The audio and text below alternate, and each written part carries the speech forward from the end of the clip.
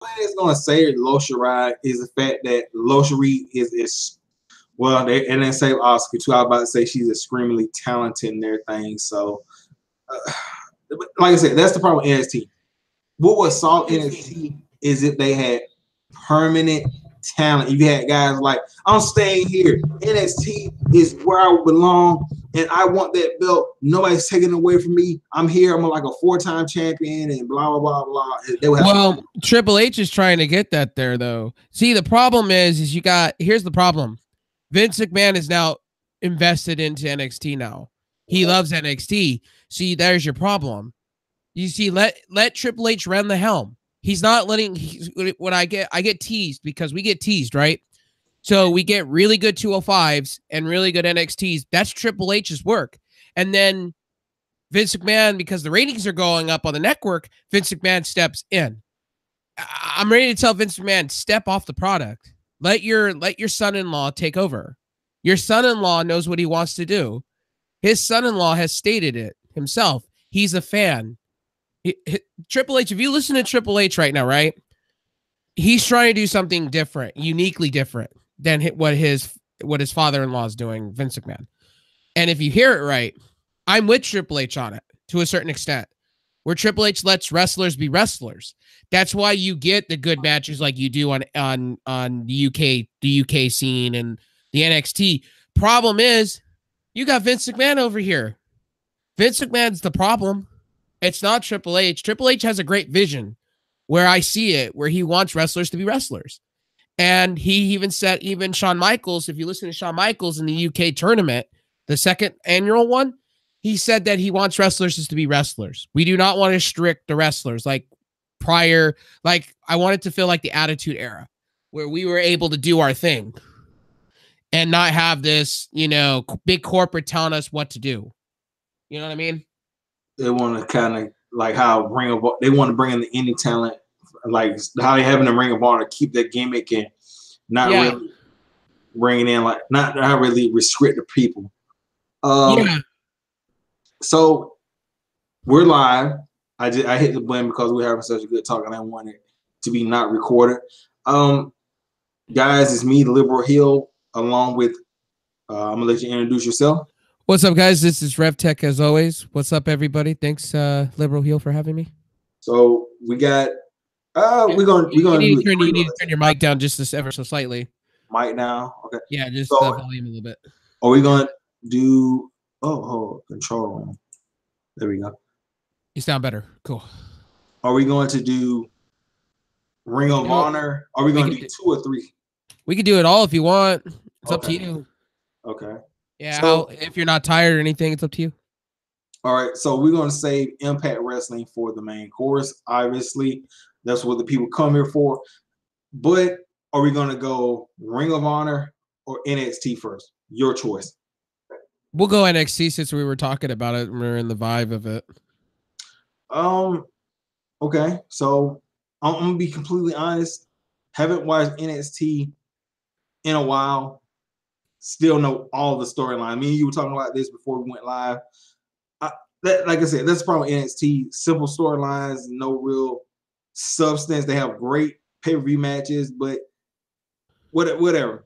My feelings on this show as a whole, decent. Pretty good. It was worth the hour to watch it.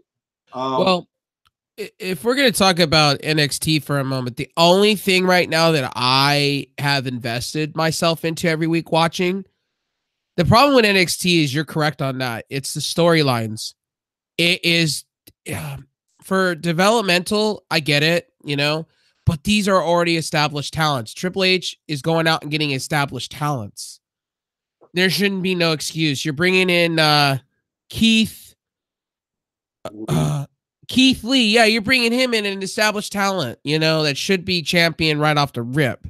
There should be no excuse with that. You know what I mean? And I hope they don't drop the ball with him because he's really good talent. And they're already dropping the ball to me. They're talking about, did they say Lucha Reed is supposed to show up next week? They're getting ready for the Mae Young Classic. So you're going to have through NXT, you're going to get to see different takes on the Mae Young Classic. the different competitors like they did last year.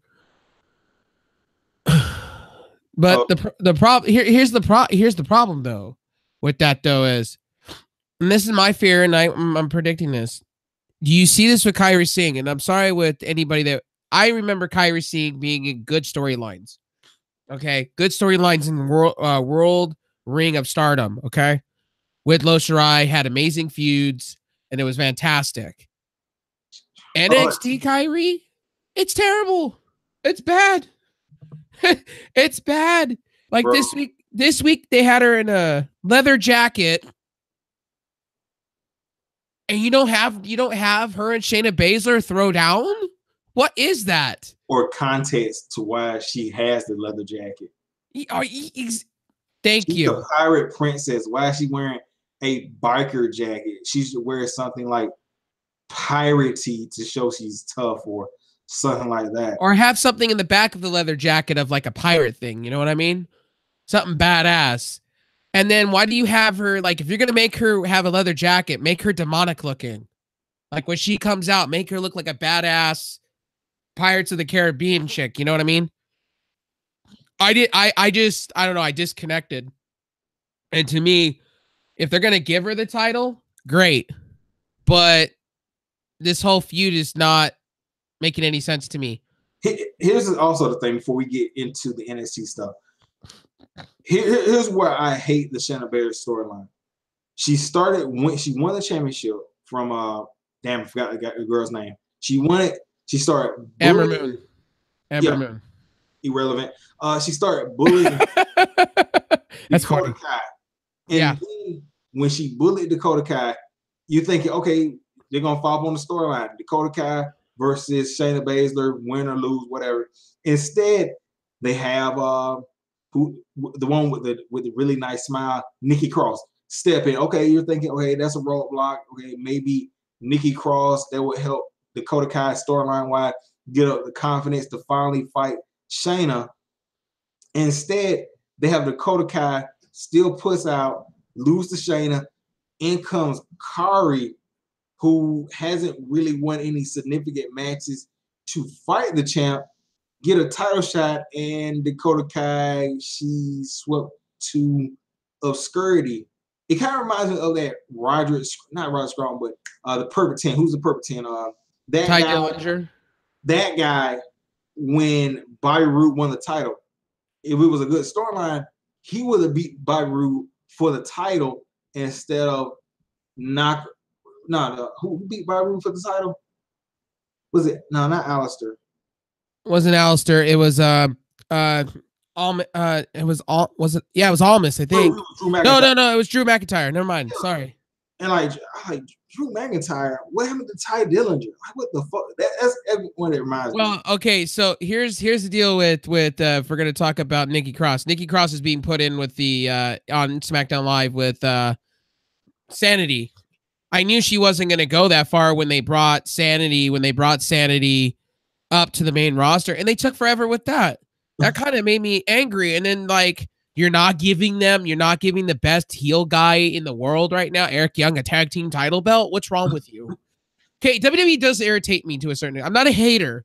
I just want the product to be better. And it annoys me when I watch good talent that I've seen on the indie scenes for like over 10 years and that I've loved and actually root for and bought merch from get treated like garbage. That's when I really get upset, is when talent gets treated like garbage. Well, he was in TNA, so, you know. Well, yeah, they got to make him look bad. And then like Ember Moon. Ember Moon was the shit on the indie scene. Now she's relegated to nothing. Rubble. Nothing. Like just jobbing out to Sarah Logan, and Logan beats her. And what has Logan done for me lately? Logan really wasn't on the indie scene. She was a tough enough person. Like, why are we having her win matches against actual reputable talent? There's potential with Logan. It's just the writers are so shit. Like, you got, okay, here, I can do this real quick for you, Ted, before we get. Okay, Sarah Logan. What's her character? She's a backwood country girl that's supposed to be the muscle. She's not cutting like like promos to where like she insinuates the southern accent. She isn't really doing the muscle stuff. So it relegates her character to irrelevancy because you're insinuating the things that will get her over. Being super strong, country strong, talking in a funny country accent. Well, you know, what pisses me off is, okay, we're going to get back to the NXT stuff. What pisses me off is a little bit with NXT is you bring Jeremy Borash, right, in. You bring him in to write for NXT / 205 Live and somewhat SmackDown, right? And you don't even see the sprinkle of his work. I feel like he's not even writing, and I feel like he's just there being a role somewhere. And to me, Jeremy Borash puts on really good storylines if you let him write. And yeah. I just don't see it. And like in NXT, like here's another thing that I didn't understand. I love the fact they gave Thomas Ciampa the title. Okay, I'm cool with this, right? I'm happy with that. But where are they gonna go with the storyline though? It seems like they're gonna have a triple threat. And when is enough with Johnny Gargano? When do we say it's enough at this point? Because to me, it's getting old. I'm starting to get like bored of the whole Ciampa and Gato and the Johnny Wrestling thing. It's kind of getting old with me. You know what I mean? It's had its time. Ciampa won the rubber match. It's over. They didn't even really have a rubber. They just had 2 matches. Like, here's the thing. How the hell do you go from an unsanctioned match to a sanctioned match? And then, like, what? Okay, it should have went regular match, hardcore match, unsanctioned. That's it. That should be it. And then if you want to do a 4th match, Ciampa wins the belt, beats Alistair. Alistair's out of the picture. In comes Johnny Gargano. Pay-per-view. They fight for the title. Instead, now it's a triple threat. Maybe. Yeah, triple threat. It's confirmed. So the leaks are out. It's confirmed. It's gonna be Mustache Mountain versus it's already out there. They like, you know, it really infuriates me when like, what has Johnny Gargano done to get a world heavyweight title match? Like, that's just my thing. To me, I'd rather had Aleister Black, honestly, and Ciampa match, because they put on a better. To me, they give me chemistry. Johnny Gargano and Tommaso Ciampa, I've seen it so many times. I'm kind of bored of it. I'd rather see them move on from it and kind of go somewhere else. I don't care if they had a match before this, and then they had feuds before this. So I'm like, I'm kind of over it. And the segment they had, Johnny Gargano comes in the ring, right? And he's like, I was the one that gave you the title. I was the one. I'm like, no one freaking cares, dude. And then the crowd is so done with him that you hear him getting booed. And you know the character. You know when you're getting booed, it's over. That's the main. You either see what's that thing? You either die a hero or live long enough to see yourself become the villain.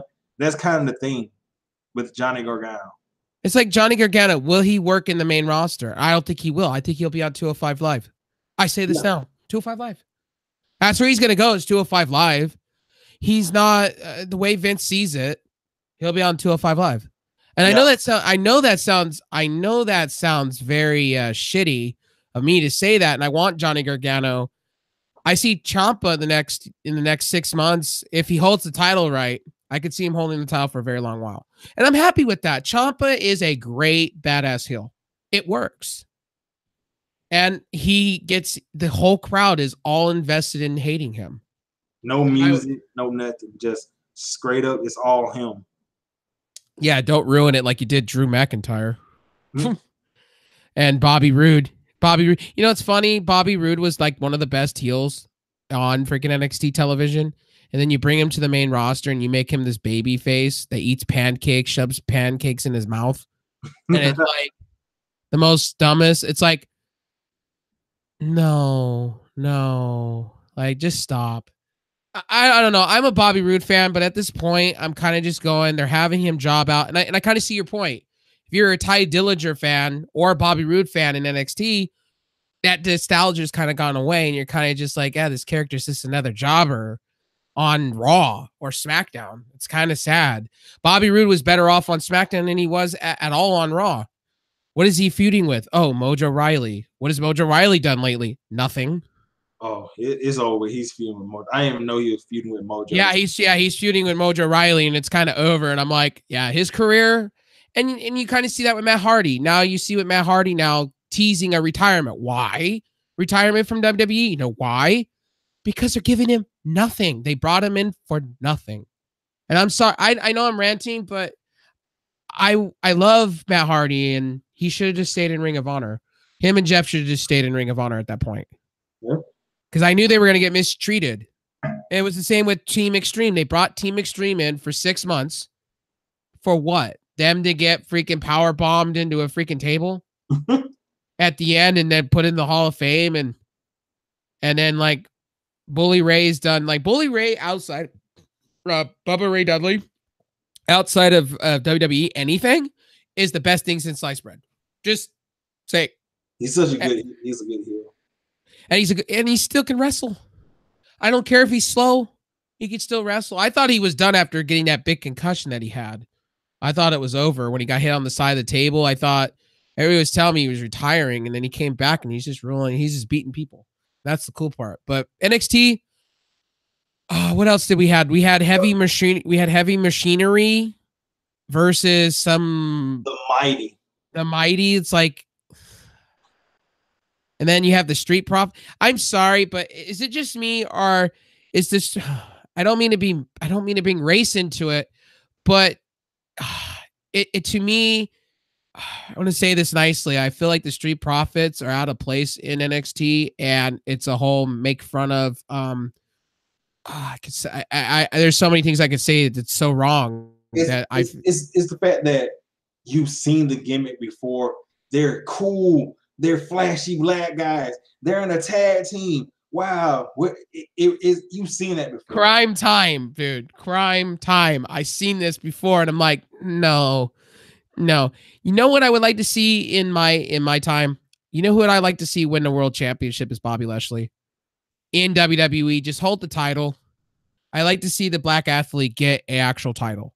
I don't care who it is. I just want to see it happen. Why? Because there's a lot of good athletes that are African American. Just saying. That's my opinion. Like Moose. Okay? Moose is one. And that's on a different promotion. Keith Lee could be a good world heavyweight champion in the main roster. Do I think if he ever gets there, do you think he's ever going to get that push? Probably not. At the most, I see. But this match with Heavy Machinery. Do we count Mark Henry as a world? Do we count him? We don't. Okay. That was the generic one. Okay. All right. But the Heavy Machinery versus the Mighty. Heavy Machinery win due to interference with the Street Profits. It's sad, man, with the Mighty. Man. Like the Mighty are they were one of the best tag teams in the world. Now they're just okay. Heavy Machinery, they're cool. I really didn't feel anything for this match. I don't know how you felt about T169 or whatever they used to be. Now they're the Mighty because we can't leave them with their original names. The Mighty T1619 or something like that. It will call the Mighty Don't Kneel. Oh, the Mighty that does the Mighty Don't Kneel. Yeah. Do you get their entrance? Do you feel their entrance? That's a new entrance. I've never watched this entrance. They got new leather jackets, like leather jobber jacket. Shout out to Chase Oliver. They got the jobber jackets on. And then you have a scene, and you have a scene with what is it? You have a scene with the Velveteen Dream, and they do these cut-ins with Velveteen and EC3 stuff, and I'm just like I'm not invested. I'm really TakeOver Brooklyn's going to be better than, I'm going to say this now, than SummerSlam, but I'm really not I'm there for the wrestling. I'm not there for the storylines. If you get where my drift is, I'm there for the wrestling, not for the for the storylines. It's simple storyline. So what Tech Red was talking about is EC3 had a match against Connor Reeves. Out comes Velveteen Dream for the scratch. He basically said, EC3, you got a problem with me. What happened at in England? I walked out on you, blah, blah, blah, blah, blah. So you want to talk to me? Basically set up for a match. And yeah, Connor Reeves still didn't win. EC3 got the win, not with the 1%er, but with the TK3. Look, I'm like this close away from being done with Velveteen Dream because it's a great character, but you know that EC3 is not gonna lose his pay-per-view. His first singles pay-per-view match is another loss for Velveteen Dream. Yes, he's gonna have a great match, probably, or whatever, but great matches plus a lot of losses, that's not a fair, it's not a fair math equation. No, and Velveteen Dream, I like his whole thing that, excuse me, he does on the Hulk Hogan stuff. He does his version of the Hulk Hogan shit, which I like about him. You know, does that matter to you? Like, if you like a wrestler, but they lose all the time, it bothers me. It does bother me because it's like Ty Dillinger. I was so invested in Ty Dillinger, and then lose. Oh, I have gotten to the point where I've said he's the perfect dark match. They have him on dark matches now for Raws and SmackDowns, and you don't see him on television. And I'm sorry, R-Truth is. I'm sorry. I love R-Truth, but he's over the hill. Why are you having him be kind of a role model to Ty Dillinger on SmackDown? Why? it just makes it worse. Like when I don't know. I just don't understand. Ty Dillinger was so over. He was so over on NXT, and the crowd loved him. And then Velveteen Dream, I feel the same way. The crowd's so into him. But these losses are going to just kill, like, okay. So is he going to get to a title and then he's just going to lose like Ty Dillinger over and over and over again? Or Roderick Strong? How many times did Roderick Strong get an opportunity for the title and just lose? I was so upset. It was like in Ring of Honor, he was a badass guy. And then we get to watch lose. I've gotten used to the losing part with good talent. No, I'm trying not to talk a lot. But let's move on to something else, something real quick. Mustache Mountain versus Jobbers. Take a wild guess to who won there. Mustache Mountain. But I like Mustache Mountain though. I do too. They're great. But they're the only thing that does not make me upset with NXT. I actually think they're doing them right. I do like Trent Seven. Trent Seven, he's all right. I'm mostly here for the title debate, but they announced that at the Takeover Brooklyn, they're going to fight Undisputed Era to get their titles back, and then in another segment, War Machine says that it doesn't matter who wins, comes out of Brooklyn, they're going to beat them. So storyline continuation, I guess. Anyway, okay. Shout out to Selena Vega, man. Damn, man. She's hot. Oh, dude. Her being a singles competitor, I'm down with that. I'm cool with it. Never mind. Sorry, I just saw it off the side. Never mind. Then you had Candice LeRae versus Shayna Baszler. Shayna Baszler ends up winning. She attacks Candice's arm for most of the match. The outcomes, Kairi Sane to make the save. Okay, I got a lot to say about this. First of all, Candice LeRae, I'm a fan. She's a local person. She's a OC native. Okay, Anaheim, California. Yeah. What I don't like is how they're booking her. It is bad. She reminds me of the female version of Ty Dillinger.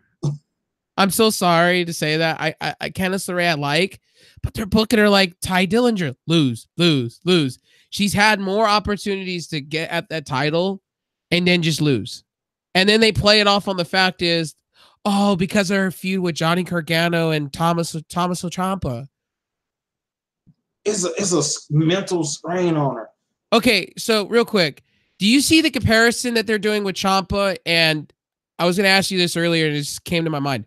Do you see the comparison with the whole Eddie Edwards and his wife and Tommaso Ciampa and Johnny Gargano? Do you see what they're trying to do?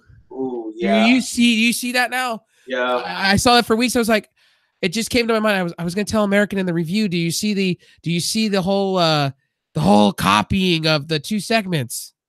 What it really feels like, it feels like NXT and Impact, they're copying off each other. It's like Impact to take it one way, and then NXT will be like, okay, that's good. We're gonna steal that. They'll do something with it, and then Impact will be like, okay, that was good. I'm gonna take that. I'm gonna see these motherfuckers can up the ante on this one. It's like they keep trading ideas on the same storyline, kind of. Yeah.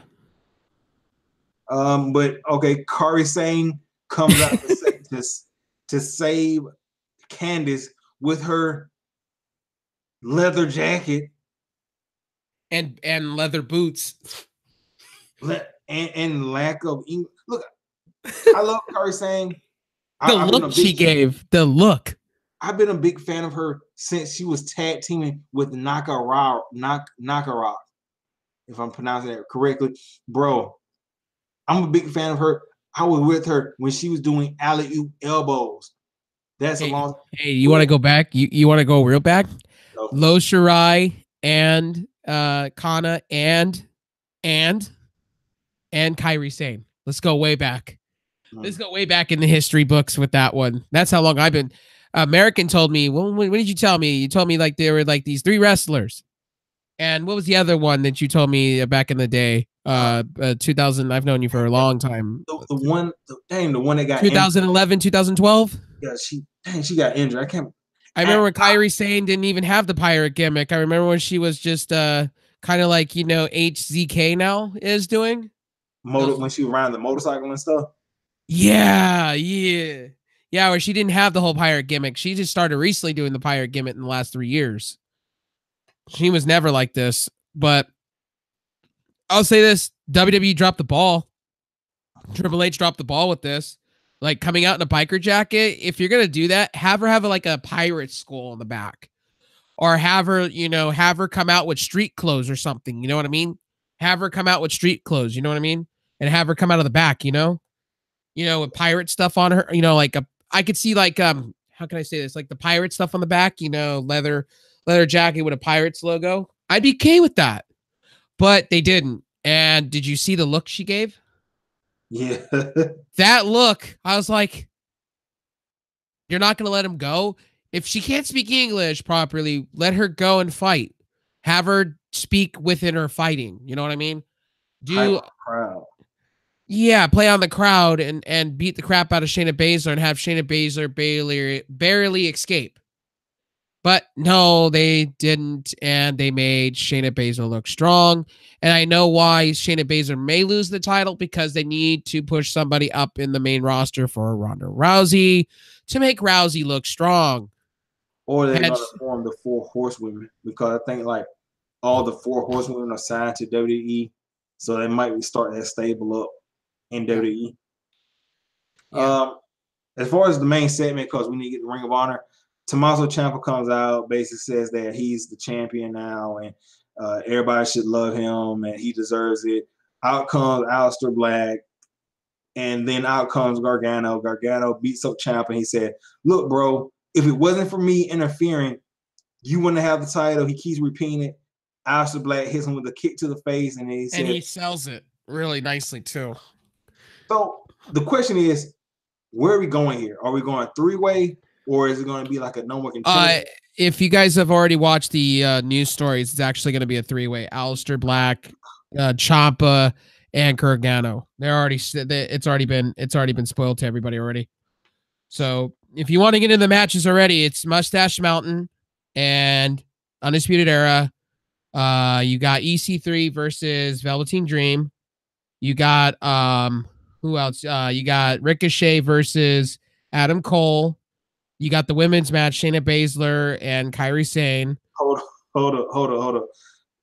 Adam Cole is finally defending his belt after like 6 months. Okay. No. He already defended it twice over already.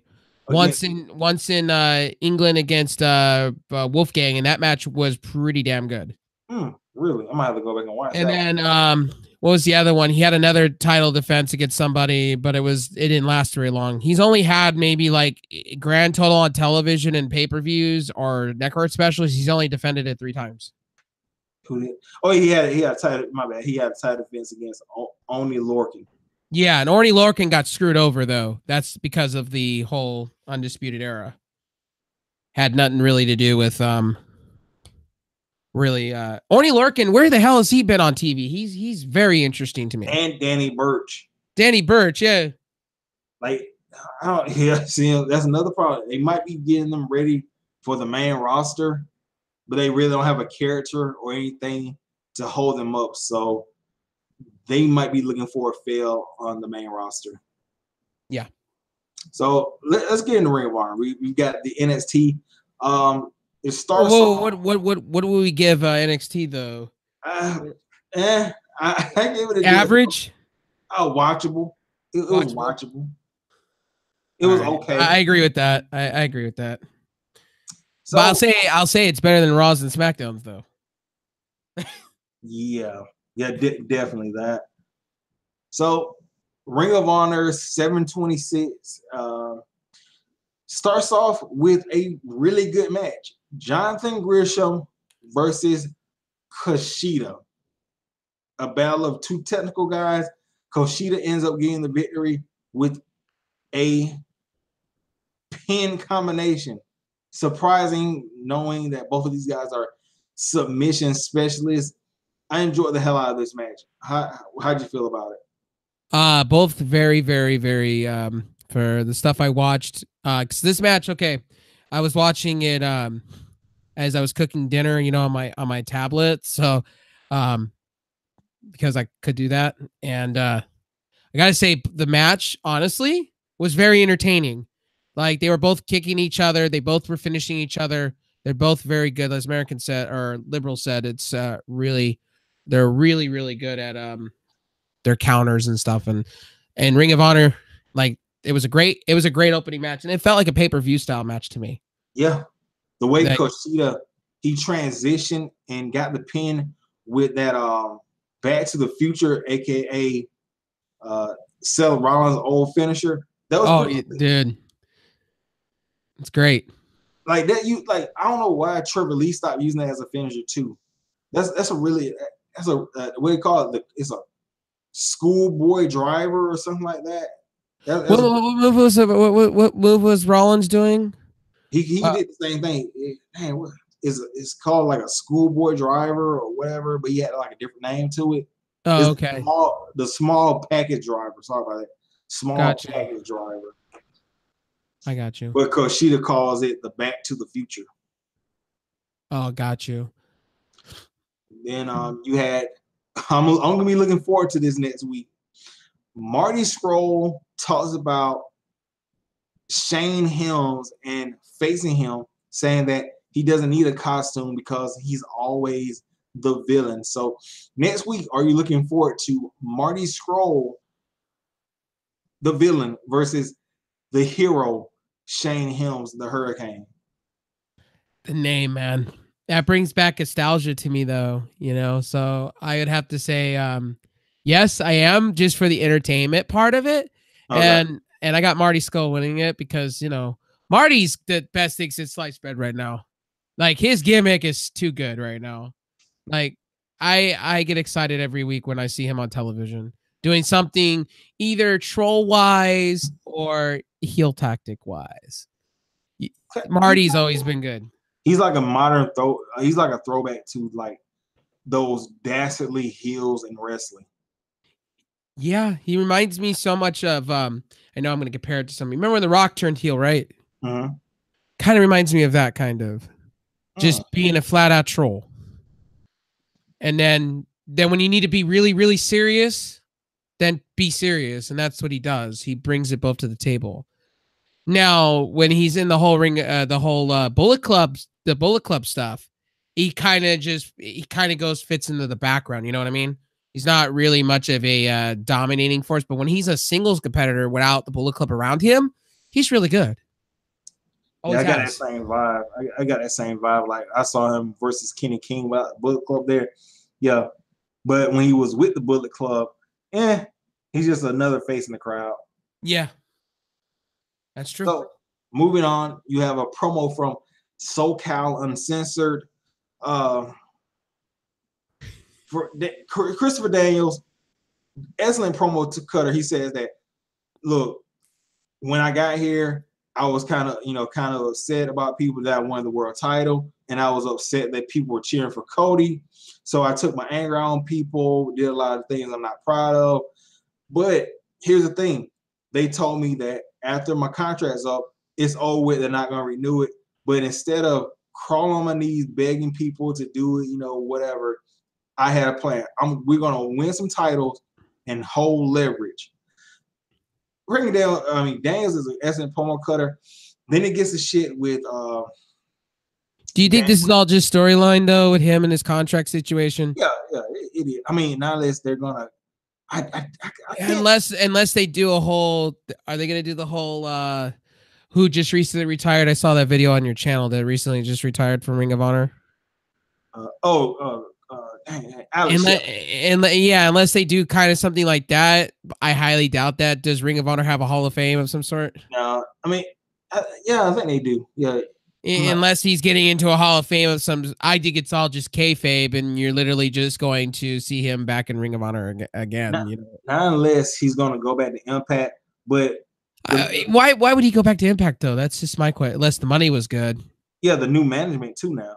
Well, that too. Scott D'Amore and Don Callis.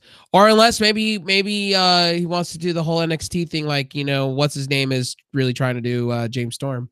Be interesting. Okay. And also, they're trying to sell for Briscoes versus SCU. Kazarian is a good wrestler. Horrible on the mic. He just sucks on the mic. Let's keep that 100% honest. And then you have Scorpio Sky talking about these guys brought him in, blah, blah. He's going to basically ride with them till the wheels fall off. SCU. It's basically getting to SCU versus the Briscoes to see if SCU can win some titles to prolong their stay in Ring of Honor. Are the Briscoes just permanently set staying in Ring of Honor? Is that the thing with them? Are they pretty much? Because Jay Briscoe said something about gay people and okay. So it's a wrap for them in WWE. They could go to Impact, but here's the thing: they really do own a farm. So if they went to Impact, they'll have to go to Florida for most of the time and then travel a lot more. Whereas Ring of Honor is in mostly like the we call it New York area. What do you call that shit? Like East Coast. Yeah, the lower East Coast, like North Carolina, South Carolina, and Georgia. They pretty much have like Ring of Honor has their own territory, what it looks like, that they stick to every year. And then they do like the big events. Like sometimes they branch out to Vegas, sometimes they branch out to what I would like to see from Ring of Honor. And this is what I would like to see. And I predict this now, and I predict New Japan helping them out because they're both going to get bigger together. I would love to see Ring of Honor and I'm going to say this in my local area. I would like to see them rent out the Staples Center right now. I'd love to see them because I'm pulling for Ring of Honor. I'm pulling for New Japan. They have good storylines like with this tag team you're talking about right now. I like Kazarian, and I've always been a Christopher Daniels fan. I think Christopher Daniels should retire in Impact in Ring of Honor. Personally, he's given everything to them, and this has been the best side of his career in a long time I've seen from him. Now you can't dish what happened, what he did in Impact, back in the day. But this is one of the best. This is hit one of his best part of his career to me. And Kazarian, he's just really good talent. And it's kind of drop of the ball with him, kind of, in my opinion, over with other promotions. Yeah, Daniel was always a star, but yeah, it's really not taking anything away from Kazarian. Like some people just aren't good on the mic. Let's be honest, not everybody's gonna be a mic wizard. No, not like whatchamacallit on the mic. If you've ever heard him on the mic, what is it, Rich Swan? Yeah, Rich Swan. Rich Swan is fun on the mic. And what was the next match? Where are we was going? Odate versus Jenny Rose and I think was it Sumi Sakai? Oh no. Oh, my favorite. Mayu. I can't remember how to say her name, but I know who you're talking about. My use of shit. Yeah, Mayu, very athletic. Ring of Honor sign her before you get a big contract offer next year. I predict this now. Big contract offer by NXT. You better for the third annual Mae Young Classic. I hope for your case, Ring of Honor gobbles you up for loads of money.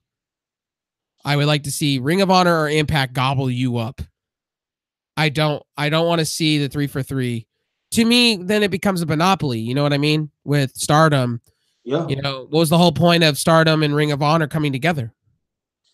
But in the end, the champion from Odatai and the Ring of Stardom, the heavyweight champion, Ketsuya, wins with a modified Falcon Arrow, whatever. Fantastic move. Yeah. But I do like her protege, Hana Kimura, fucking hot. Like, I know she's 20 years old and shit, but that's hot. True. I agree with you there. Like, cause she's a good wrestler, but I'm gonna be honest with you, bro. She's not really attractive on the eyes. Anyway, hey, somebody's gonna tell me, damn brother, you're 27 years old. Never mind.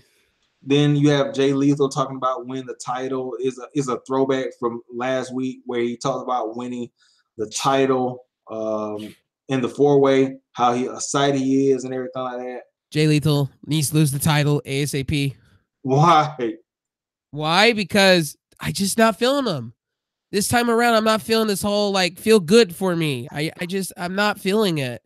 I'd rather see somebody else. Like there's better talent to me right now at this point in Ring of Honor than Jay Lethal. I have Jay Lethal number 3 on my list in Ring of Honor for top talent. Who's number 1? Who's number 1 right now? Yeah. Oh man, I would have to honestly say Punishment's what's his name? Martinez, yeah, like badass talent. I feel you on that, but here's why I'm not gonna put Martinez number 1.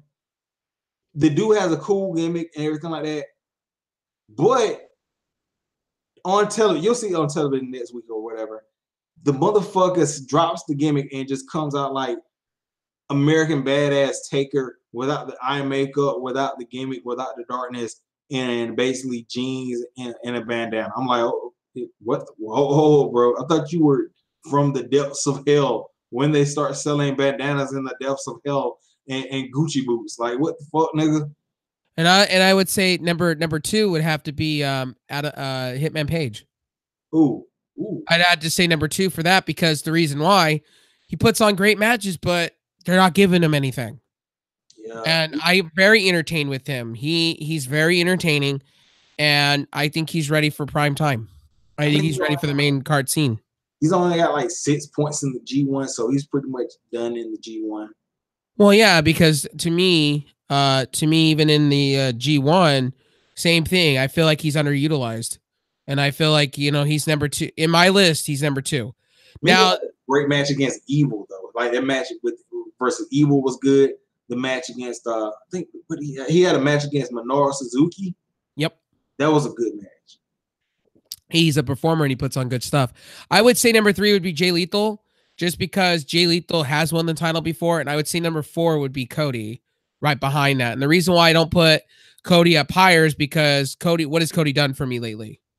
That's the thing. What has he done for me lately? Except I don't know, kind of to me Bernard the Business Bear.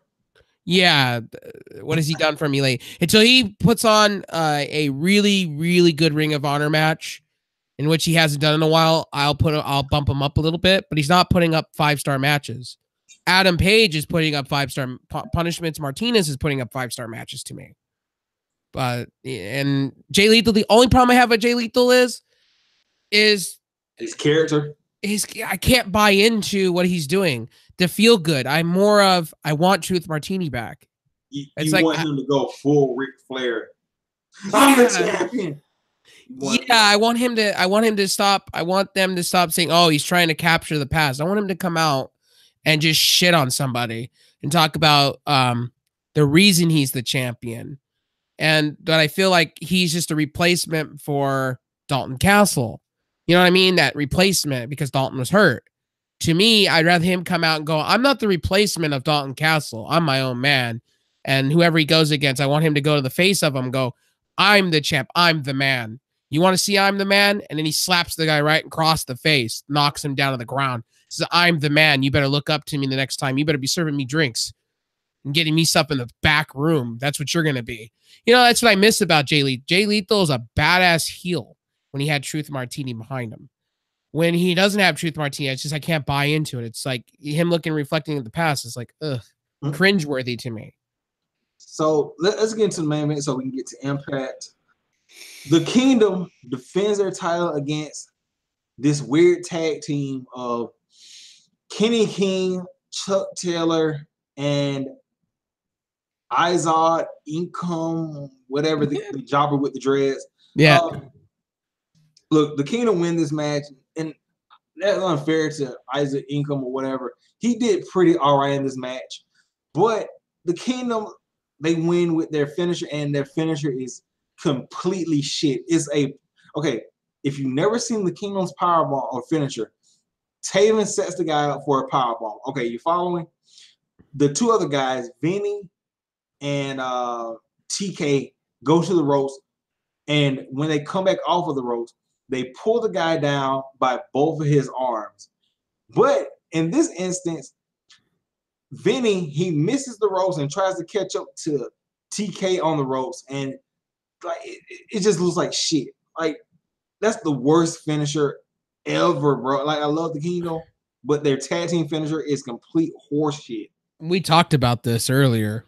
Yeah. Before we did this review, I said the same thing to you. They need to do like what AOP is doing on Raw, where they take the two guys, they do the back to back, and then they power bomb both of them, or do like a what is it?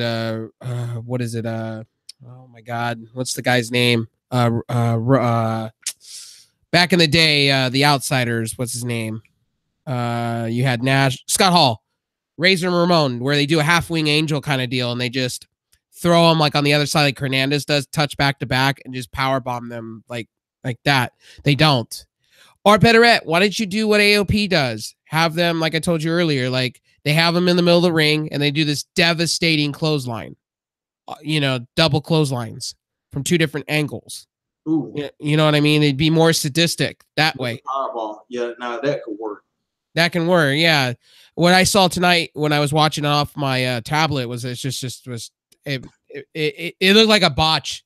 It really looked like a botch. I said to my mom, I looked around and I go, did he just miss that move? And I replayed it back to her and she goes, yeah, she kind of screwed up there. And then it's so weird. Like, why is Chuck Taylor team with Kenny King and Isaac? Like, who put this together? What was Kenny King's original tag team? He had a tag team for a while with Red Titus.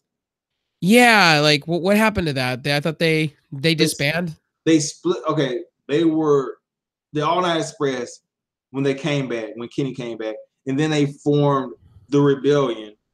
The Rebellion fought not Chris Sabin's faction that had Jonathan Gresham and whatever. They beat the Rebellion, and the Rebellion had to disband. Red Titus went his way. He went with Will Ferrara, and they formed the Dogs. And Kenny King, he's by himself. Kenny King's better by himself, though. But that AliExpress thing that they were doing was fantastic. Yeah, I did like that. All Night Express. Sorry, I call it. Why did I call it AliExpress? Yeah, so the web. They're sponsored by the website, guys. Go to it. Never mind. Just kidding. All Night Express, man. You know who would fit great in that if he wanted to come over and they could do the all night long thing? If Kenny Kane wanted to do it, Rich Swann. If they wanted to do it, make it fun. Rich Swann right now, I can't get enough of Rich Swann. Rich Swann is great. You think they're gonna put him in the S Division title scene, or hell yeah, they're going to. Hell yeah, they got to. They got to. They have to. This guy is money. Like Rich Swann. Like when I want to go to a live event, you know, when they come down in the Las Vegas area and stuff like that, I'm gonna go see it just for Rich Swann. Rich Swann and Su Yung. Su Yung is entertaining, and so is Rich Swann. Rich Swann come to your area, like I think sometime, like in I think it was like December. They're supposed to come somewhere in California to like Big Bear Wrestling or Big Time Wrestling. Let's say Big Time Wrestling. You know, it's getting interesting. Well, we'll get into the Impact stuff because Impact's getting really interesting. And I'll say this for the week. I get more excited for right now. Impact Wrestling, a little bit of Lucha Underground. Lucha Underground's keeping my interest, but well, we'll talk after we talk about Impact. How I feel about Angelico right now. Angelico should go to Impact, not WWE. So it starts off that they did a recap or whatever, but the first match was Su Yung and a bridesmaid versus Allie and Kiera Hogan. Pretty good match. Kiera Hogan keeps getting better week by week. Allie, she's slowly becoming cherry bomb, but in the end, you lied to me. Yeah, Allie went like okay. Okay, this is where I was having trouble. Okay, Su Yung hits the panic switch on Kiera Hogan. Kiera Hogan rolls out. Allie comes in. Su Yung tries to hit the panic switch on Allie. Allie counters into the code breaker or lung blower, whatever you want to call it. No, not lung blower. But yeah, it was. Let's just say code breaker. Su Yung sells the code breaker like Allie has a fucking spring in her knee, and she's like boing. She almost bounces off of the top. Yeah, like it's like The Rock with the Stone Cold Stunner back in the day. Yeah, exactly. So okay, Allie gets and yet her legs haven't hit the rope yet either, because The Rock would do that and then fall over, and then like he would like spasm out a little bit too, and then Stone Cold would go over there and pin him. I'm waiting for that from Su Yung though. But Allie gets the win. She's celebrating. Out comes Tessa Blanchard, and Tessa, she attacks Allie, puts her in the Hammerlock DDT, and you're thinking to yourself, okay, Tessa won the match at the pay-per-view. Why is she attacking Allie? It makes no sense. It makes sense. It makes sense. I can tell you how it makes sense. That's what I'm getting to.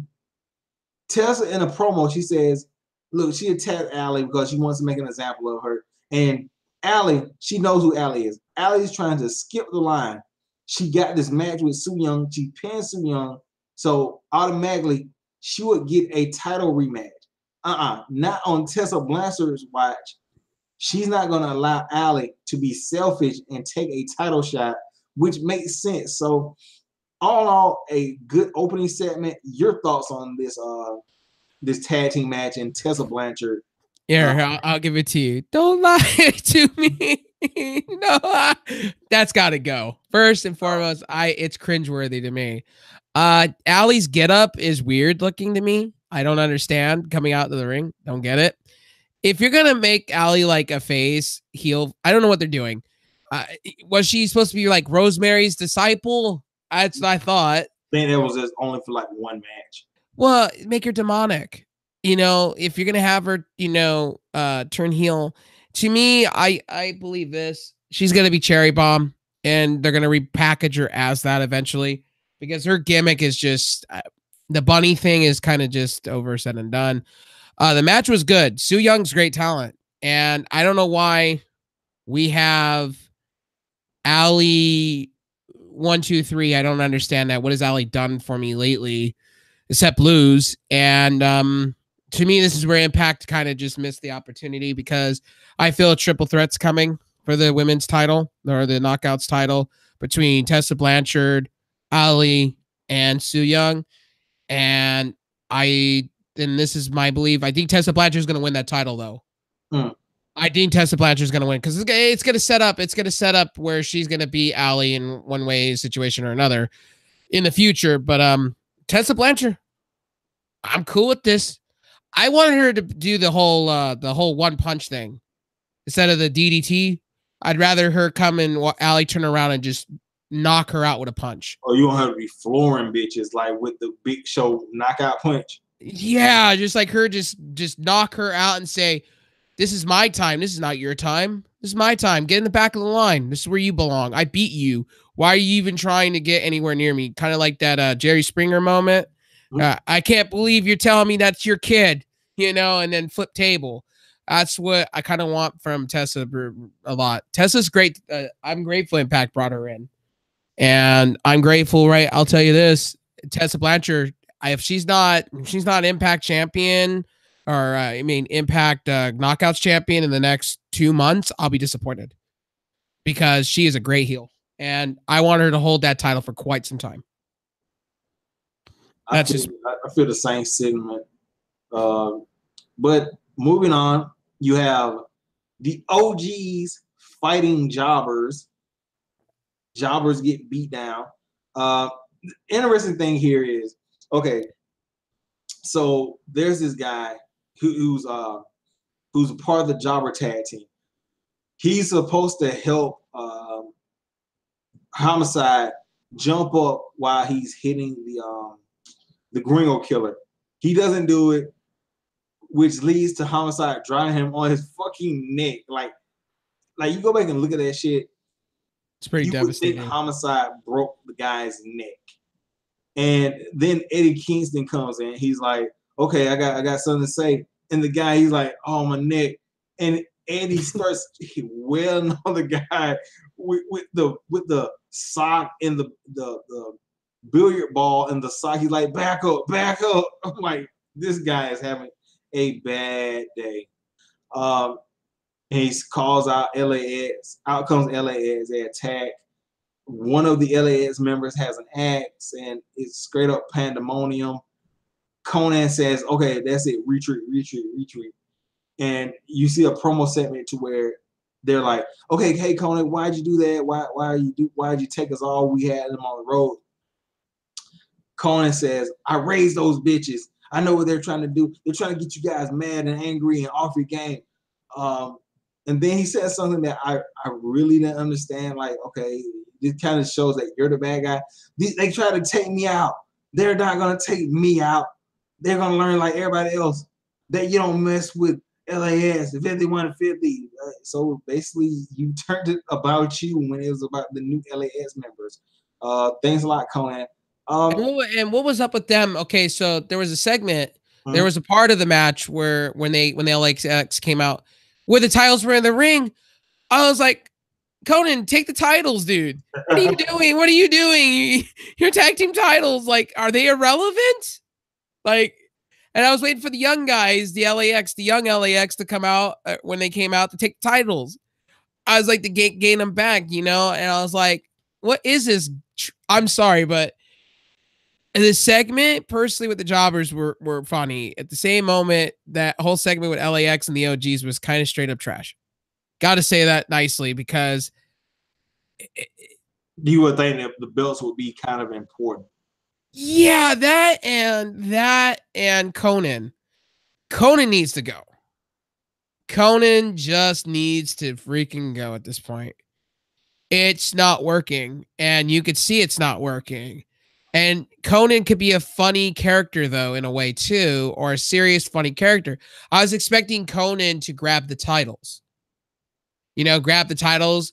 But when I see them backing up, I'm like, this makes no sense. This is just garbage to me. Like, what was the whole point? The titles are supposed to be the main feud, right? We're supposed to build this up to Bound for Glory in a way, right? So this doesn't make any sense to me. I don't think this is going to Bound for Glory. I think it's going to end probably at the next set of tapings. You think so? Something tells me they're gonna move on to another tag team. How long are the OGs there for? Is this just going to be something that they do temporarily? See, I don't know, but I have a feeling that it's going to be somebody else that fused with them at Bound for Glory. I might be wrong. I may be wrong, but and Don Callis, give him credit again this week. He sells matches, man. He on the commentator mic, he sells matches, and he looks good with those rose glasses, like, and his hair all done up and everything. Like, he's so savage. The guy is great. Yeah, I would say he makes impact every week. Yeah, he saves the commentary like John Matthews. And he makes Josh Matthews look like a bitch. I'm so sorry to say the part. Sorry, I didn't mean to say that bad word there, but he just makes Josh Matthews look like, dude, you should be picking up my bags. Every week. I say this every week. I turn around and go, man, Don Callis, man. Like, you need Kelly is on the market. And you know who just got kicked out of Ring of Honor? The other commentary guy. The one they just brought in, the not the Sirius XM guy, but the other one, the one that's been there that took Steve Carino's job. Yeah, he left. Damn. And my thing is, why not why they bring him in, or Kelly? Josh Matthews could be a manager. He works better as a manager, heel manager. When he was doing the work with what's his name, with the whole Taiji stuff. I think Kevin Kelly, I think he has an exclusive contract with not Ring of Honor, but with New Japan for that. I might be wrong about that, but he seems to be doing a lot of work throughout the. Well, then you got JR doing a lot of talking of Impact stuff lately. So I wouldn't be surprised if maybe he gets a nice offer from Josh Burnett. Either the two get a nice offer from Impact. Impact has the money to spend. Don't people think Impact is just a small promotion? They got money to spend. Yeah, now now they're under like new people that really believe in the business. But let's talk about another match. The Desi Hit Squad defeat Falaba and KM. KM, he's trying to put Falaba on the path to being a bad guy, which Falaba bumbles. He almost pulls the referee's eyes out. He calls it a scratching at the wrong time. The Desi Hit Squad take advantage, hit KM with a jumping high knee into, I think, into a flatliner. So Desi Hit Squad rolling with another victory. Now the question is, Tech, are you feeling the Desi Hit Squad and also the KM Falaba storyline? No. Do you care or do you not care? I really, the Desi Hit Squad, I could care less at this point. Honestly, I could care less. They're good, but they haven't proved anything yet. They've been honestly beating job tag teams in Impact until they fight like the OGs or, what is it? A reputable tag team, and or Caleb Conley, or a what's the other one that we were talking about earlier? I get his name all the time wrong. But the Helms, whoever was part of the Helms dynasty back in the day, Andrew Everett and whatever. Yeah. But also Gamma Singh, the same thing you're saying. Gamma Singh slapped the dude. They were like, "Yeah, we're gonna be tag team champions." Gamma Singh comes in. The fuck? You guys just beat some jobbers. Slap. Comes back. Slap. But my thing, the segment is pretty pointless because you having them fight jobbers, and it just, I don't know. I kind of get toned. I kind of just get like bored. At this point of Impact, I was bored. I didn't really care. Followed by honestly, it reminds me too much of back in the day in WWF days. Sorry, WWE. Sorry. Oh no, Funaki. Ooh. So much like that, and it was like, they just either pull the trigger and just make him heel already, or get him off my TV. I'm sorry. Like, Fall Out Boy should be on Explosion at this point because it's not working for me. Same with Grado. Both of those segments are the worst port of the night. I'm at this point with Grado and Fall Out Boy. Like, just get off my TV. They're like, I want to see more of Killer Cross. I mean, honestly, do you think like they should have go ahead and just cut the loss with the KM Fall Out Boy thing, or should they just keep going with personally, they should honestly release Fall Out Boy at this point. Oh shit! I'm at this point, and Grado, just cut both of them because they're a waste of time. In my eyes, they're a waste of time. What are they doing with the storylines? Like, KM is so much better being a really dumb, but really just a badass heel.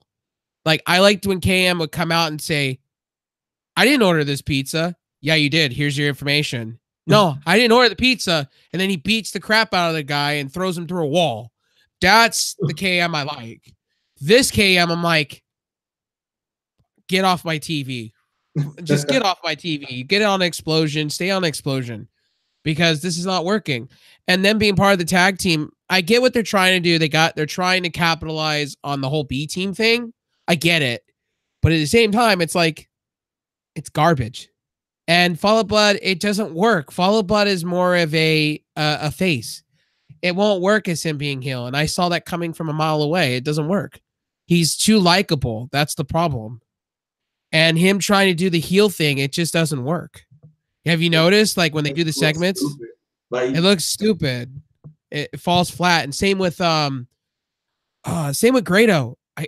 Grado drives me up a wall, dude. They're trying to turn him heel too. Yeah, it's like, it's driving me up a wall. It's like, to me, I'm going to say this, shoulda, woulda, coulda at this point. Pull the trigger or not. And Fall Out Boy, do we really need to have another feud with KM? Because that's what it's going to lead to. I said this like 3 weeks ago. They're gonna pull the trigger with another part of my English. Another effing PG friendly, guys. I'm trying to. I'm really trying to.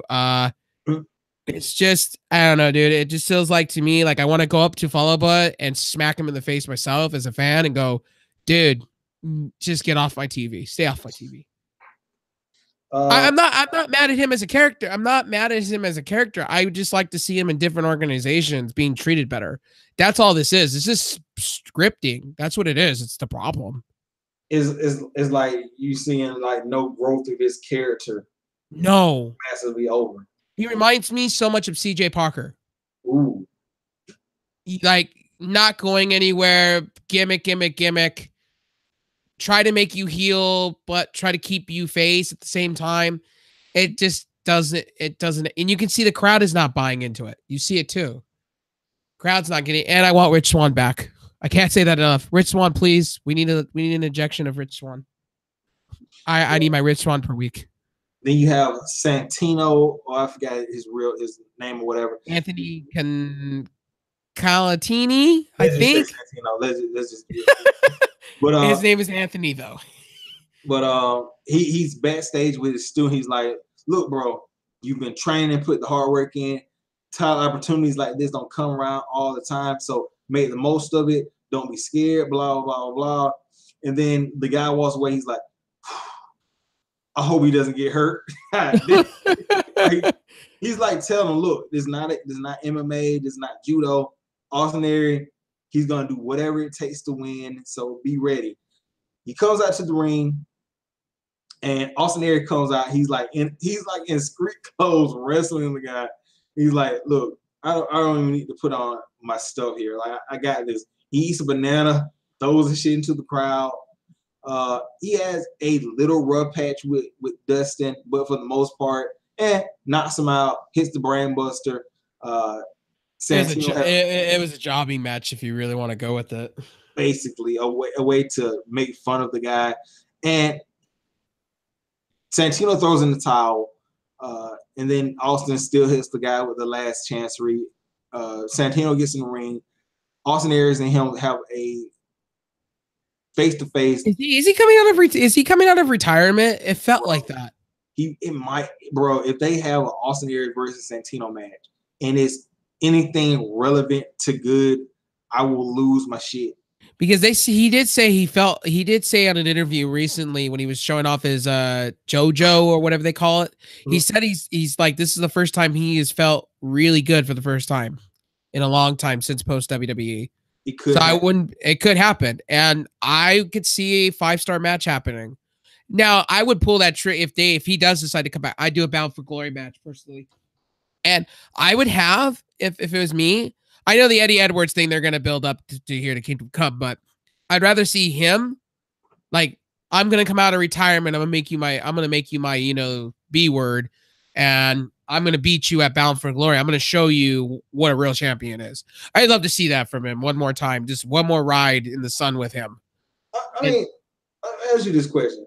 We all know Santino, he came from WWE, but in real life, he is a complete badass. Like, he trained in mixed martial arts. Would you think his time in WWE would put a blight on him if he were to take serious competition in Impact? Would people be able to see past his Santino stuff?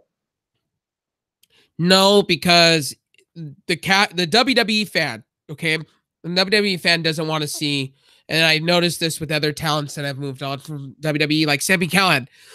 People in WWE sense do not want to see them on other places because they're so used of them. Like Alberto Del Rio, for instance, it didn't work out at Impact because so many people know him for the WWE stuff. It didn't work. It wasn't organic enough. Now with Santino, I think it's going to work in a way to where he's been gone out of WWE for so long. He's been gone for so long. The last time he was on television was 2014, 2013. A Christmas special, I believe it was. So the only thing is, to me, is they need to make him more badass. Flip the switch a little bit with him. He was kind of gimmicky going in. Like an out-of-date wrestler. Flip the switch if you want him to come back. But I hope he does come back because it'd be great for Impact. It'd be a gain for Impact because at least I think he's doing something with Impact. I think he's training wrestlers for Impact. I think Impact extended an offer to him. I think. Don't quote me on that. But Santino gets in the ring with Aries. They have a stare down. Santino kicks Aries in the nuts. Aries is fucking pissed. He's walking backwards, and he runs into a wild Eddie Edwards. Eddie drops him with the kendo stick, and there's a segment where Eddie's wife, she's backstage. She's like, "Look, I'm gonna get back into the ring." Blah blah blah blah. Eddie comes in. He's like, "Look, I fixed it. I'm gonna take get some help." And she's like, "Oh, you're gonna go to them classes?" He's like, no, I'm gonna win the worldwide title." I'm glad they gave Eddie Edwards a character. There's something I'm really gonna say about this, man. This is the whole thing. Your thoughts on this? Eddie Edwards? Yeah. He's getting a title shot next week. Well, the way Tommy Dreamer sold us, he's the new generation of Tommy Dreamer. He's the new Tommy Dreamer. That's basically the feeling I got within of House of Hardcore with him and like Tommy Dreamer's disciple. I wouldn't be surprised if maybe they form a tag team in the future. You never know. They're now bringing the storyline full circle. So now he gets his wife back. Now we're going to start loving Eddie Edwards again. You know what I mean? So it's a good turnaround. Loving Crazy Eddie. Yeah. They should bring back, and I saw pictures, and he looks really, really cut up right now. Crazy Steve. Oh, yeah. Bring him back. Like, this man is so cut up. His look, he's got the whole Sami Callihan kind of cut shit going on. Bring him back. I would love to see him in the X division. Like, this, like, world heavyweight champion all the way. He got more bulky, dude. Have you seen him lately? He got more buff. He's not X division. It's like he's bigger, a lot bigger than he's like Austin Aries size, kind of, but bigger, a little bit bigger. He's been like working out, and like his workout segments, man, they're great. I've just seen him on social media posting a lot, and it's like, wow, like he was really up. He got disappointed because he didn't get signed by NXT. So he said, fuck it. I'm sorry again with the English there. He just said, screw it. I'm just going to go and go work out and get better. And so he's been on the independent scene for quite a while, and I just wish Impact would sign him again. Or Ring of Honor. I wouldn't care either or. He deserves a contract. He's too good of a talent. Oh, and they're reunionizing. I forgot about this. What was it? Crazy Steve, Rosemary, and Abyss are all reuniting whatever it was. Monster. What were they called? The Decay. Decay's one of the indie promotions is having a reunion with all of them. I know Abyss. He showed up in it was Ohio Valley Wrestling. Hell yeah! But you got two segments. You got one with Sami Callihan and OvE. They talk about how the Chris brothers are going to fight the Lucha Bros. Best part of this segment was Sami Callihan taking off his hat, revealing his bald head, and putting last week's the guy they shaved the head of last week, putting his hair on top of his head to stick out like the long ponytail Sammy used to have. that shit's funny. He's like, I'm covering everything. Why he's saying everything? He putting the hair under his hat. Eddie, I gotta say, Sami Callihan, and I know he's going against. Is he going against Marty Scurll at a Chris Jericho's thing? At the cruise. On the cruise, is that gonna be live streamed somewhere? Nope. That should be live streamed somewhere. Nope. Because they got a good match card going on for that. Sami Callihan, I'm gonna tell you, dude. I tune in every week for two people. Okay, two people. Rich Swann, because Rich Swann is fantastic, and he gets me hyped because he puts a smile on my face, makes my week. Because Rich Swann is Rich Swann. He can do whatever he wants, and I'd be happy whatever. I don't care if he turns heel. It'd be great. And Sami Callihan. Sami Callihan, even being a heel, he's funny as shit. He could be in the restroom taking a whiz, and he could turn it into something else in a matter of seconds. That's what I love about Sami Callihan. Now, the only problem I have is he's over with a lot of us wrestling fans, but you have him losing. All the time. That's my problem. You don't build a heel like that to be like this mega heel and then have him, like, if he's going to do the Minoru Suzuki where he gets his head shaved and everything and it turn it into greatness kind of in segments like Minoru Suzuki does, you don't have the guy lose. That's the problem. You don't have the guy lose. That's my thing. Yeah, that's what I was talking about with Velveteen. You can't build up a great heel and have him lose just like constantly. Fans start to lose interest. Yep. But anyway, next segment you have Scarlett Bordeaux coming out and basically repeating the same promo she had last week, but this time with a guy. I don't know, man. Scarlett. Can I say this? I'm over her. Really? Already? I'm already over it. Why? It's just her segments are just honestly, when you listen to a Tessa Blanchard promo, right? Uh-huh. It's badass. You feel the heel. This one, I feel like it's the divas thing, and I get she shit on the WWE's Women's Revolution thing last week, and I pointed that out. She did. She slapped the face of WWE with her. I did get into that promo a little bit, but then when you hear about it's the women's thing, it's this, that, and the third, and women, it's like you just turned me off, honey, real quick. To be fair, her gimmick isn't really about wrestling. It's more about I'm hot, so people should be doing things for me or whatever. Put her in a ring. Let her fight a match. I got to see her fight a match. I don't want to keep seeing every week promo after promo after promo after promo. Like throw Kara Hogan at her, or throw Allie at her, or throw something at her to give her something. Or the Black Lagoon chick, Blackheart, give her something. Or Bennett, here's a prime opportunity for Chris Wolf to be put on Impact. Bam. Bring her. I got it. She wrestles a match and she's so hot. She tells the referee to disqualify the other girl for being ugly. And win. That'll work. Or better yet, make her a manager. There you go. You make her a manager, or better at when Grado turns heel, okay? Grado turns heel, have her be his manager. You know what I mean?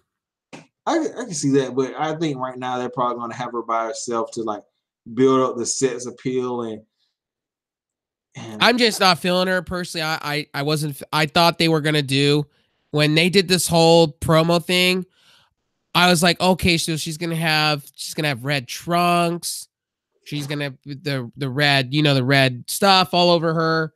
The gimmick. And I thought she was gonna come out be like this, like sexy, but I'm gonna beat you up kind of moment. You know what I mean? Beat you up, and I'm gonna end you. You know what I mean?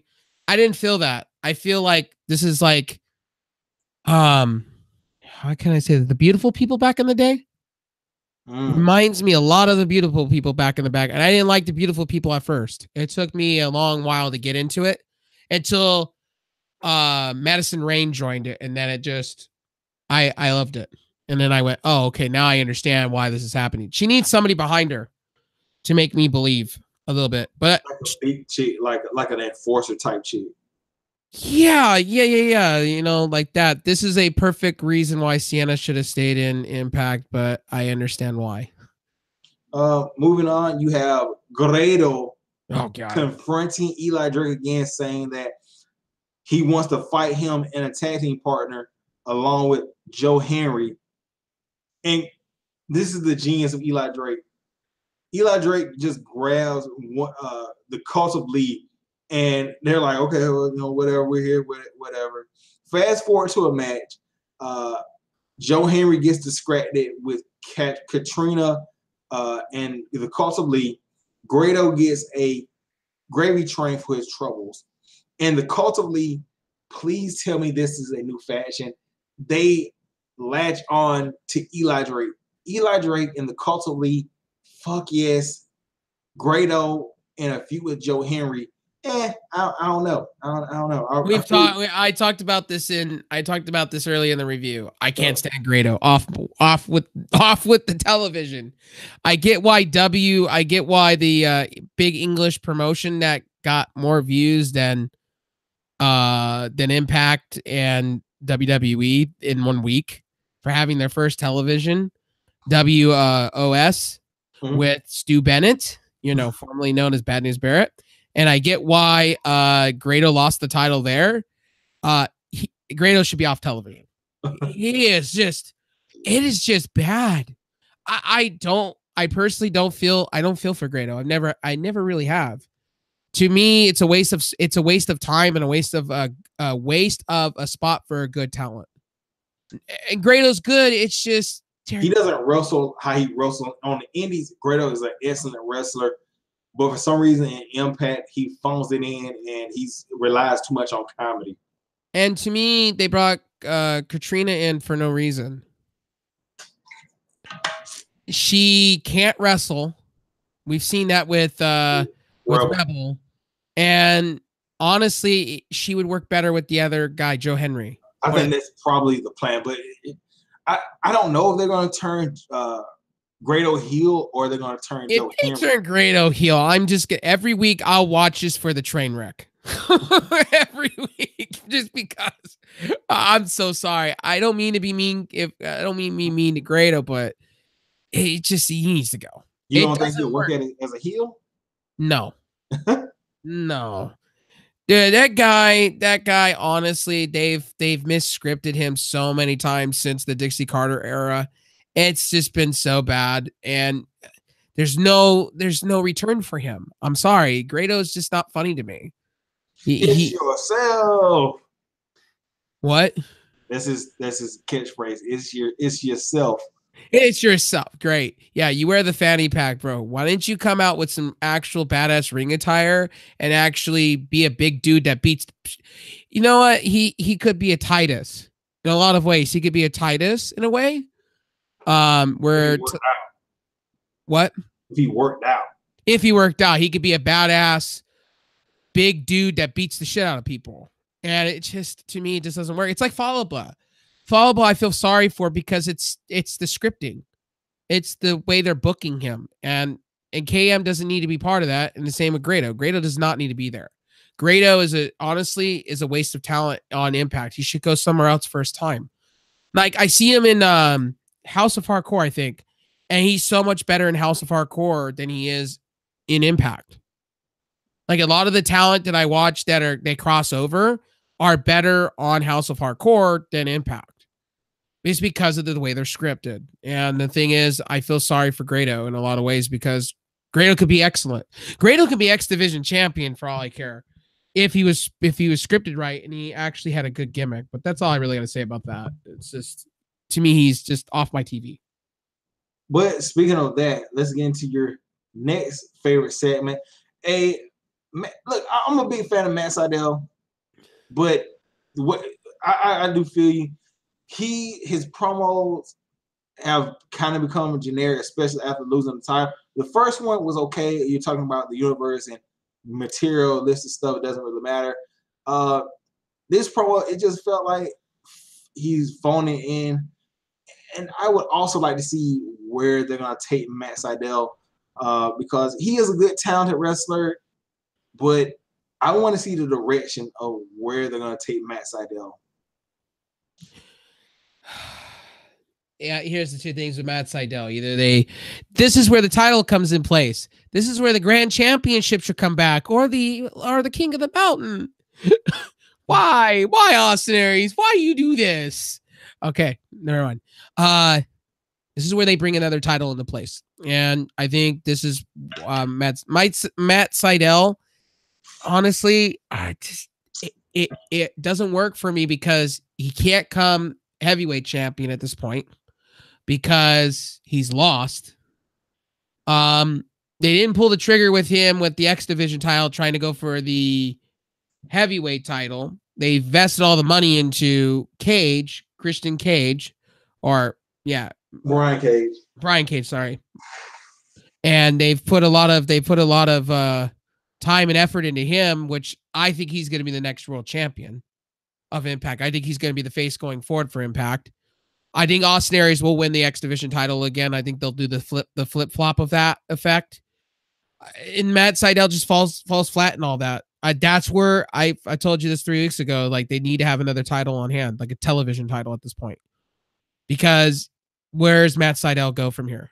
And that's the problem. If you don't have another title in place, like the Grand Champion, they could have just remastered the Grand Champion and put the new Impact logo on it and just rechange it to the television title.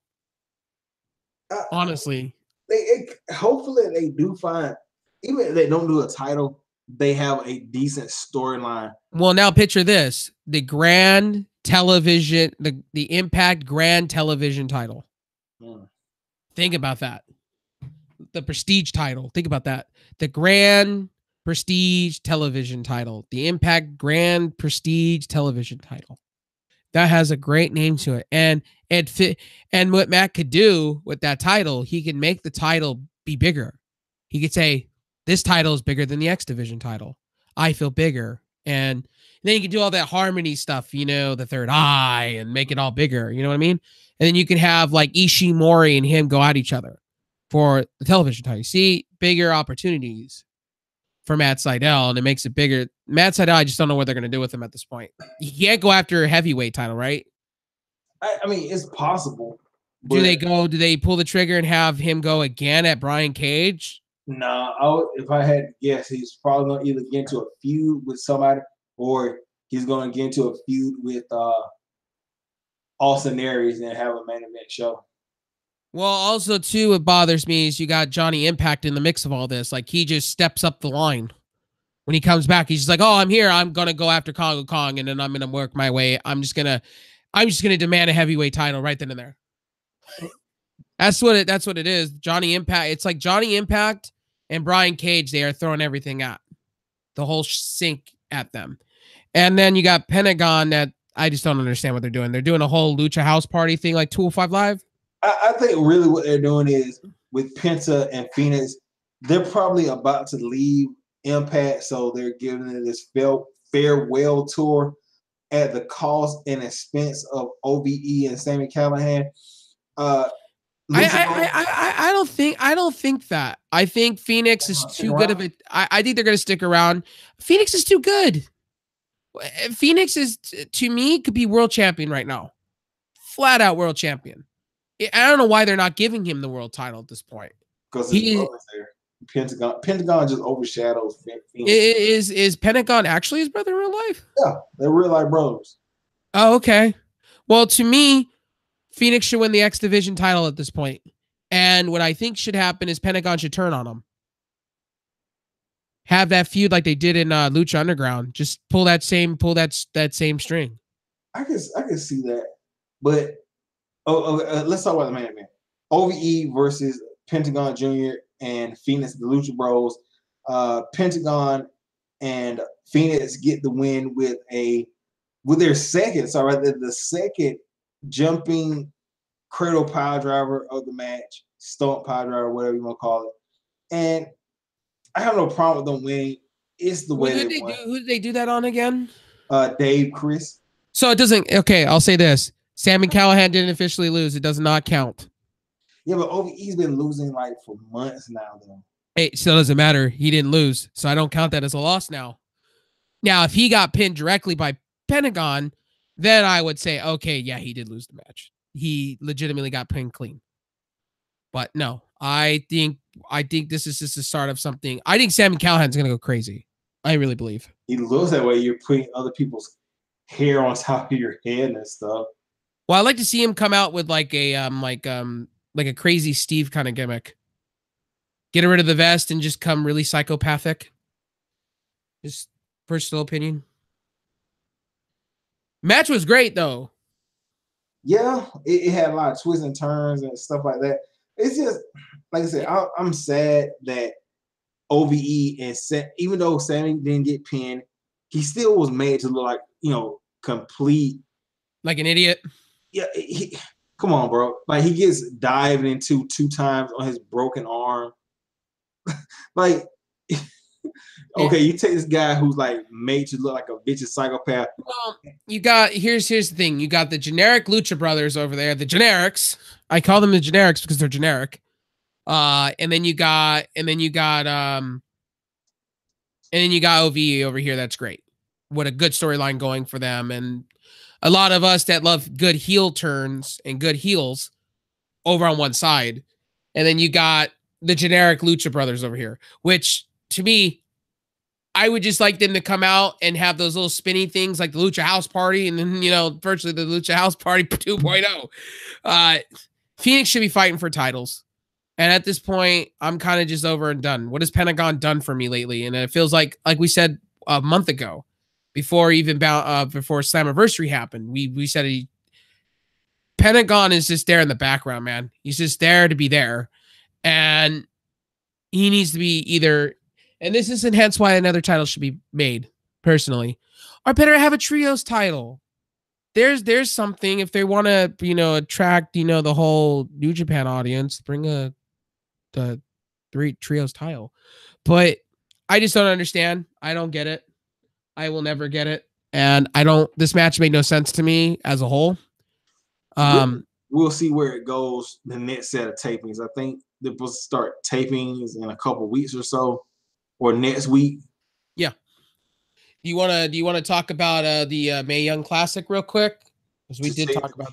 To tell you the truth, might have to do that in another video because I was going to cut it short because my body's shutting down on me, bro. Gotcha. So I want you to do the outro, your promos, and everything like that. American has my links, so he'll be putting it down below later on sometime soon. Cool. Guys, you can find me on Twitch, by the way. You can find me there. You can find me on anything streaming, gaming wise. I think American's gonna come check me out eventually. I stream a lot of stuff. I stream Nintendo, stuff like that. I do cover wrestling like American does on my channel. I just cover the new stuff, and then so basically, I want you guys to know this on my channel. I basically, after the fact of this happens, I just splice it and put it up on SoundCloud so you guys can listen to it and whatnot, and then I promote American when I'm streaming and stuff I do. I got to get a section on my side to where you guys can come find. He's actually streaming. It's amazing. I've been watching. What is it? American, you playing? What is it? Just Cause 3. That shit's huge. Like, so I'm glad to be back with American doing wrestling reviews. I get excited for Thursdays and Fridays. I just got to get my times right with America. We got to set times to where we could do this earlier for you guys because, yeah, my sleeping has been screwed up because I've been looking for work and trying so hard to get the right adequate sleep. And it's been hard because I go to bed about like 8 in the morning and then I miss everything, streams and all.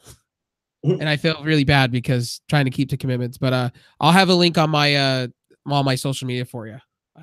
Is there anything else? Is just which part of your just the YouTube part? Yeah, I already got it. Well, if you're on the channel, you already know how to find my YouTube. Cool. My Twitter's down there, link for everybody else, and I guess we'll see you guys maybe for the end of the G1 and the next Impact. And maybe, I know what is it? Are we gonna cover SummerSlam?